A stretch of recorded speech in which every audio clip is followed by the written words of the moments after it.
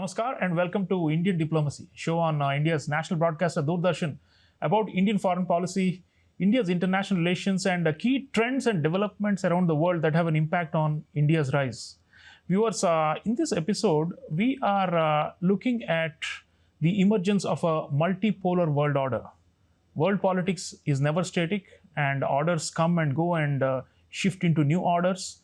So we are making the call in this show that a multipolar order is upon us. So what is this multipolar order? How is it different from the previous orders? What is India's unique role in bringing about a multipolar order, and what will be the future of this multipolar order? These are some of the big questions we're taking up in the show. And to discuss this, I'm very privileged to reintroduce you to one of our distinguished guests who has been on Indian Diplomacy before, Ambassador Ashok Sajjanhar. Ambassador Sajjanhar was India's ambassador to three countries, Kazakhstan, Latvia, and Sweden, and is a very respected commentator and thinker on India's role in the world.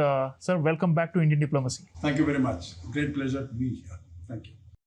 Ambassador, if you look at the world today, I mean, people are saying that there are two great powers, China and the United States, and then the unipolar era of US-led world order of post-1991 is over. And some are saying, therefore, it's a bipolar. There are only two power centers. But we in India are pushing for the ideationally as well as materially for a multipolar order where there are at least 5-6 power centers in the world, including India. So your thoughts on this notion of a multipolar order? Many times you hear world leaders mentioning it, commentators talking about it, and it's often a buzzword. So your thoughts on this multipolar order, and which are the power centers apart from China and the US, in your view, which are now rising, that can together be then seen as part of a multipolar order? Thank you very much, Professor Chaulia, for inviting me again to the show. It's always a pleasure to be with you. And I think the subject that we are going to be discussing today is very important because there are huge changes that are taking place in the world. There is tremendous flux, there is tremendous turbulence in the world. And that is whether it is in the area of security or it is in the area of geoeconomics. You are very right when you say that, the unipolar moment that existed really from 1991 after the disintegration of the Soviet Union, that is well behind us, because we saw what happened in 2001. We saw after the 9/11 attacks, and then the American influence and the American power globally, that also came down very significantly with the international economic and financial crisis in 2007, 2008. Yeah. And we have, of course, been seeing that China's power, China's role, influence, that has been growing. And we have seen that in the recent past also. But I would still say that it is not a bipolar world order. It's not a duopoly, because there are still huge differences, disparities between the United States and China, whether it is in the as far as the size of the economy is concerned, as far as expenditure on military is concerned. So on a variety of factors, I think it is not a bipolar. Although China also maintains, China says that it does not want to have, be a hegemon in the world to replace the United States. It also wants a multipolar world order. But that is not what is seen on the ground. And so I think it is that is what India has also been maintaining all the time, that China talks about a multipolar world order, but it is angling for a unipolar Asia, because they don't want to share power. It doesn't want to share power. It doesn't want to share influence.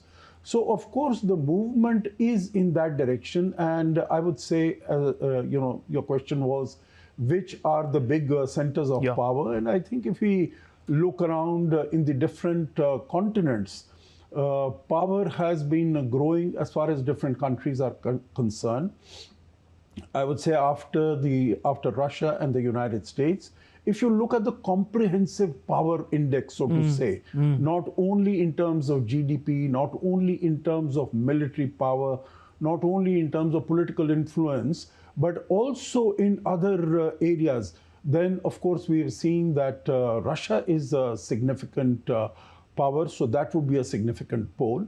As far as India is concerned, that of course, as the fourth largest economy in the world, getting on to be the third largest economy, its cultural influence, its political impact across the world, the fastest growing major economy, a big technological power. So I think India is definitely up there. If we look at other countries in Asia, then definitely I could put Japan in the same category. I could put possibly Indonesia in the same category from ASEAN. Maybe Vietnam could also in the future eventually could become. Then going to Africa, Egypt would be a good contender. Nigeria, South Africa. And of course going to South America, of course it would be countries like Mexico, Brazil. Brazil is the largest country, Argentina. So some of those countries are really knocking at the doors, I could say, in terms of becoming significant poles. Right. So it's a crowded field with many contenders to great power status. India, of course, is considered to be the one with the strongest chance and the best capabilities. Now, Ambassador, I want to reflect a bit on India's External Affairs Minister, Dr. Subramaniam Jaishankar's recent remarks. And I quote him, he says, it's a world full of economic volatility and political uncertainty. You mentioned that. Some people call it the VUCA, VUCA world. And then he says, what is needed to tackle these uncertainties and these volatilities is a multipolar world with strategic autonomy and cooperation among key member states.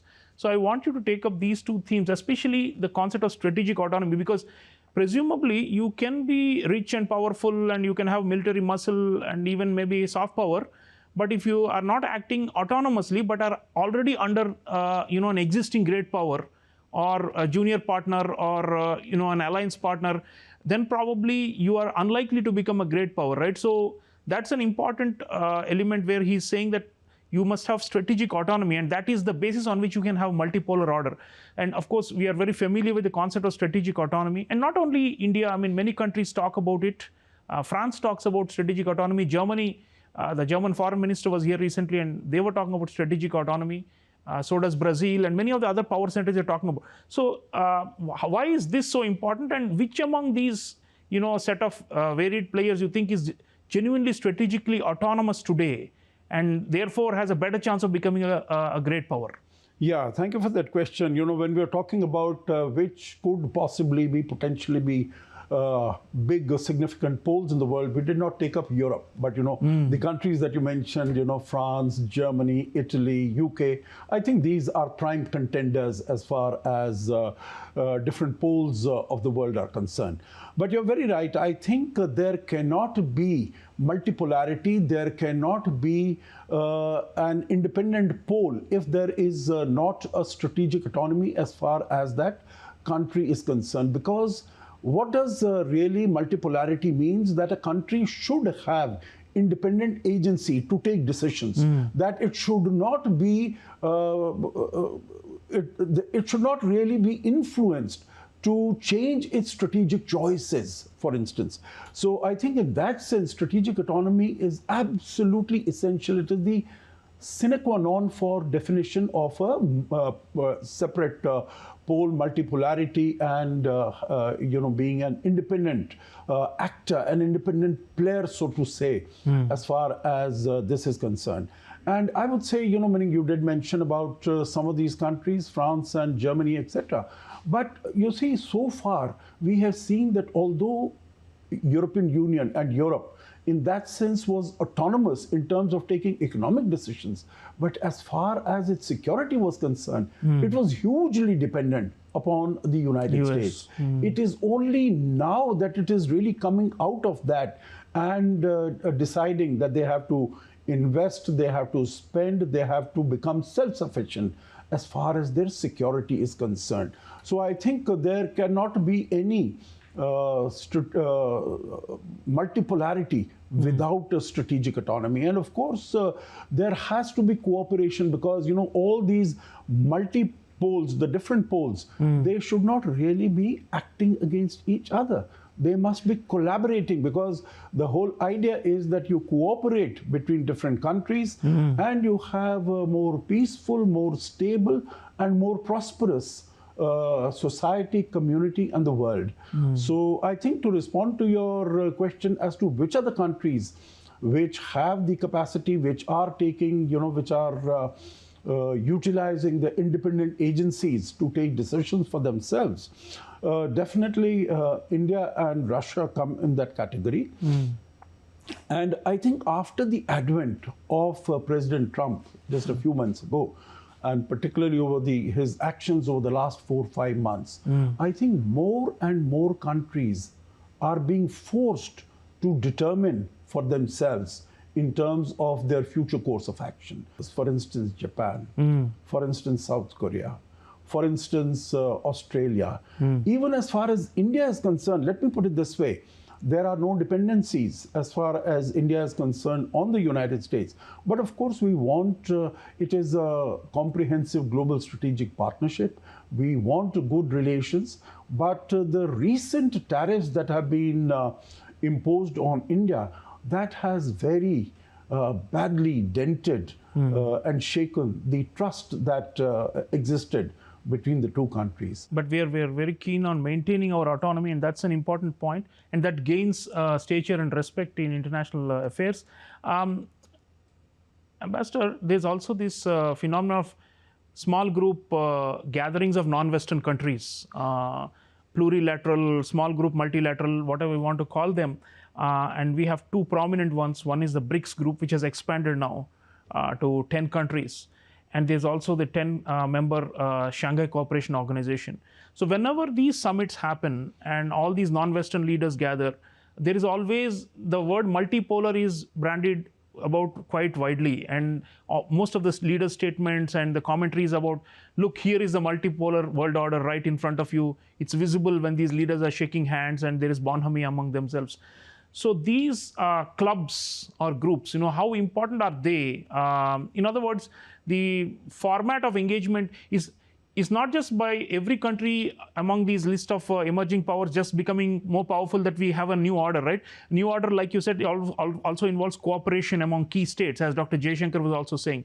So how important is this? And your assessment, you've been a long time, you know, observer and participant in the SCO process and all that. So your observation on both BRICS and SCO, and are these actually reflections of an emerging multipolar order, or are they actually harbingers? Are they going to create a multipolar order? Okay, I think we have to see as to how these two institutions have evolved. One is a security organization, that is the SCO, when it was established in 2001. Let's say from 2001 till 2025.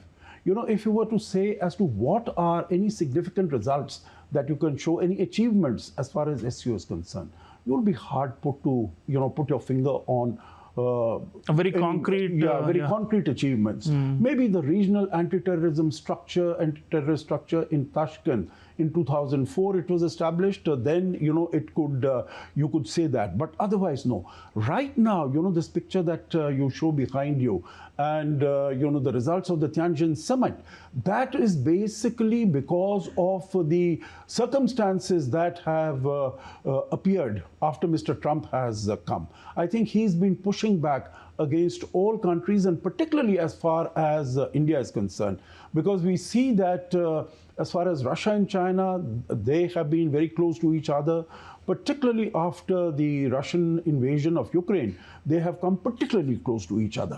But this was, you know, something that countries are trying to find options, because if you get a pushback from there, you have to see what are the other options that are available. That having been said, let me say just 2 sentences about BRICS also. BRICS started its summit-level partnerships in 2009. Yeah. And 5 countries, at that time 4, then increased to 5, and South Africa was also inducted in 2010. But it was able to get some results done because it's an economic organization. And in terms of what are the other opportunities that can be made available for developing countries. So you have the new development bank or the BRICS bank and the currency reserve swap system. But coming to it now, whether it is BRICS with 10 countries or SCO with 10 countries, these are not coherent organizations. These are not compact organizations. So like photo ops of this nature would be useful, but I think photo ops do not mean deep congruence of interest. Yes, or a partnership make. In terms of, of course they are harbingers of a changing world order. But the fact that this is going to be, you mentioned about these being non-Western. India is particularly interested in keeping them non-Western, not making them anti-Western. Right. Now, China and Russia, which are members of both these, they would like these bodies, these organizations, to develop as anti-Western. But there are a number of countries in both these organizations which don't want them to be anti-Western. For instance, India is definitely there in BRICS. You have UAE. So far, even Brazil and South Africa were moderating influences. As far as SU is concerned, you have the 4 Central Asian countries. They want good relations with the United States and with the West. India definitely wants good relations with the United States, and we are hopeful that this whole tariff issue will be able to resolve it in not too distant a future. Right, yeah. So it's also a mistake, viewers. What Ambassador Sajjanhar is saying is to think of these groupings or these kind of, a popular photo ops as the symbol of some, changed era, because these countries also have internal contradictions. So we have to be very cautious in making judgments and not jump to hasty conclusions. Okay, Ambassador Sajjanhar, India is widely considered to be the country with the best chance to become a great power, equal of China and the US. I mean, in terms of all parameters, we have got the capabilities and the aptitudes for it. So, what are our strengths, in this emerging multipolar era? We already spoke about strategic autonomy, but what else you think is driving our rise, material as well as non-materially? And how is it linked to our ideational system, like our vision of the world? I remember reading Ambassador Shyam Saran's book, How India Sees the World, and he refers to the fact that in our cosmology, there are 7 dvipas, 7 continents. Jambu Dvipa, which is India, the Indian subcontinent, is only 1 out of 7. And we are happy to coexist with 6 or 7 other power centers in today's parlance, right? So we are happy with the multipolar order, isn't it? It's maybe in our DNA. We have never sought global conquest or unipolar or bipolar domination, right? So it looks like we have it within our, heritage also. So, but contemporary India, do tell our audiences what you think makes India the best contender for this great power status, and which will of course mean at least three big power centers in the next maybe 10-15 years, and then we can maybe expand from there to having 5 or 6 or 7. No, absolutely. Yeah, I think that's a very important point. I think there are tangible reasons and there are also intangibles, as a result of which we think that, India would be a very, very strong contender.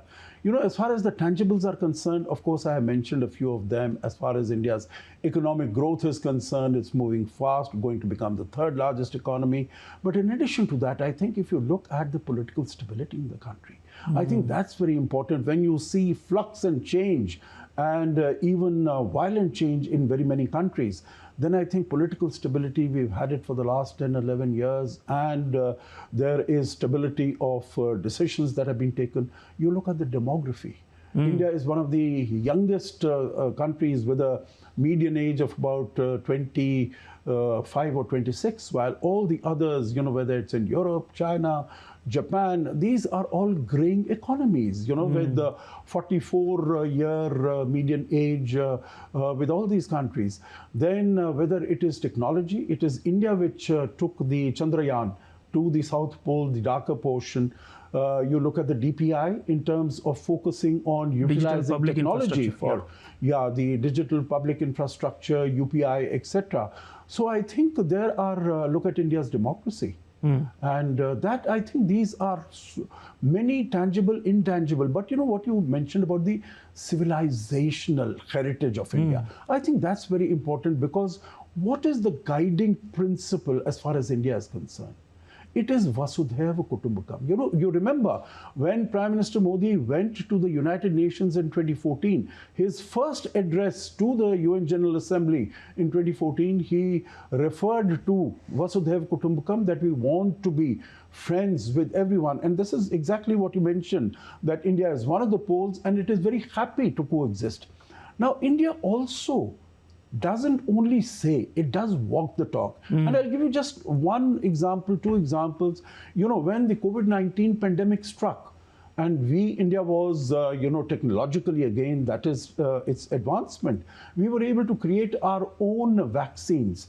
We started, I still recall, our vaccination program in the country on the 16th of January 2021. And our first consignment under the Vaccine Maitri initiative went out on the 20th of January 2021, 4 days after that. And I think it took the whole world also by surprise, whether it is the Prime Minister of Bhutan or the President of Brazil at that time. All of them said India is still going through its own vaccination process. But it has decided to share it with the other countries. In our own neighborhood, you see, whether it is Afghanistan, we don't have diplomatic relations with them. But when there was malnutrition, we shipped out 50,000 metric tons of wheat to them. So I think there are an umpteen number of the examples, the first responder that it goes. So I think civilizationally, India is very much comfortable with other people, with cooperation, with the collaboration. And that is what I think multipolarity is, that is what I think multi-alignment is, that we want to connect with other people, with other countries. Yeah, and viewers, what you are hearing from Ambassador Sajjanhar is you also need to show leadership, and that's an important quality. And you need to have magnanimity, as a big power. And that needs to be shown through deeds, not just through words, because talk is cheap. Action speaks louder, and that's what India has been doing consistently as a voice of the global South for fellow developing countries, and that positions it, among other factors, as a lead contender to be a great power. Ambassador Sajjanhar, going back to the big picture now, we've spoken about all the different, rising powers. It's quite clear that we don't know whether the great powers will obstruct the path of these rising powers. In some cases, they may encourage them, but in other cases, they may try to suppress them. And we have, in the international relations literature, the concept of the Thucydides trap, because when a rising power challenges an existing hegemon, the existing hegemon may get jittery and may try to impose war or, put spanners in the wheel. So what is your reading of the geopolitical environment? It's quite turbulent and quite unpredictable today. These rising powers, including India, it's not going to be a smooth ride, right? I think there will be a lot of rough weather. There may even be conflicts and wars. We don't know, because generally when there is a power transition from one order to another, it can be violent also. So what is your reading of the obstacles and the opportunities that these rising powers have? And especially in the context of China-US rivalry, which is itself not clear-cut, but it is there. So is there a visible path for all these countries, or do we actually have to strive and struggle to reach there? And will it involve a lot of bloodshed on the way? Because historically, people have said that only through wars the orders change. But can we have peaceful change to a multipolar order without by avoiding wars and avoiding these confrontations? Your thoughts? No, I should think so. I should think so that it definitely is eminently possible, because the sort of instruments of war, the weapons of war that are available with the different countries today, they are much more lethal. They are much more harmful. For instance, as far as nuclear weapons are concerned, the chemical, biological weapons that are concerned. We have seen some of the military parades. There have been very, very advanced weaponry that is available with different countries.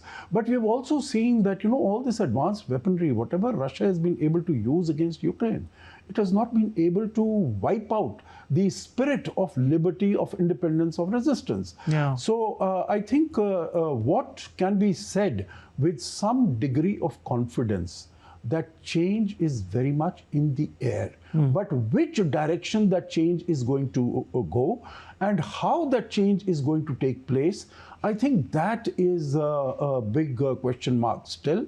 And we will really have to wait and see as to how it goes.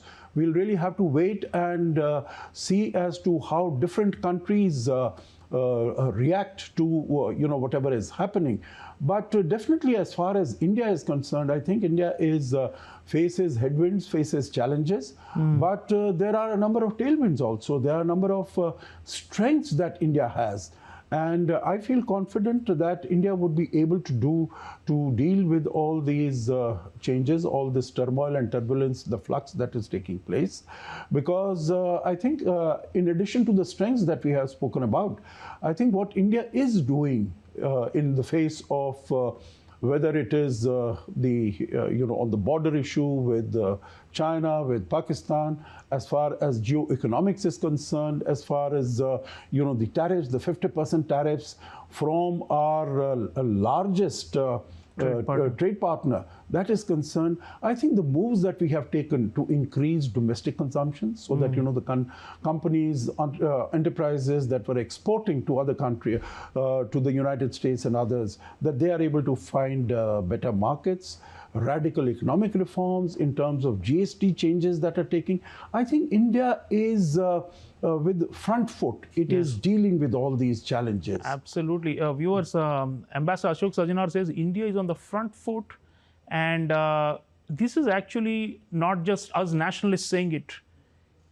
Globally, the consensus view is that if there is one country that is in a position to really fast forward the shift to a multipolar world order, that is India. We have spoken about all the strengths of India and how it is ideally positioned, both through its policies, through its culture and heritage and ideas, and also through its economic growth and geostrategic positioning. You find that it has an ideal pathway to great power status. But for that to be achieved, we will need to see how all the other players react to India's rise. And we are very hopeful of maintaining positive relations with the great powers, avoiding war with our northern neighbor, China, and of course, parallelly improving our currently strained relations with the United States. But there are so many other power centers, and the key point, to go back to our External Affairs Minister's comment, is cooperation among key states is pivotal, and that is where we need to go, and we need to focus on that, because by these strategic partnerships that India has, we have a good chance of making it to the top echelons. So let me thank Ambassador Sajjanhar always for unpacking complex phenomena in a simple way for our audiences. Thank you so much for being with me, sir. Thank you, Professor. Always a pleasure. Viewers, multipolar world order is work in progress. It's not already complete. There are huge gaps between China and the US and the rest, which are rising. But the gaps are going to close. So we have to watch the next 5 to 10 years. And we need to pilot India's rise. That is our mission here, to make sure that India becomes acknowledged as a leading power or a great power in the world. And all our energies are focused on that. But we need your support. We need the support not only of Indians, but also of the international community who believes that India can make a difference to create a fairer and a more democratic world order. Thank you for watching. I'll see you again next time. Until then, take care.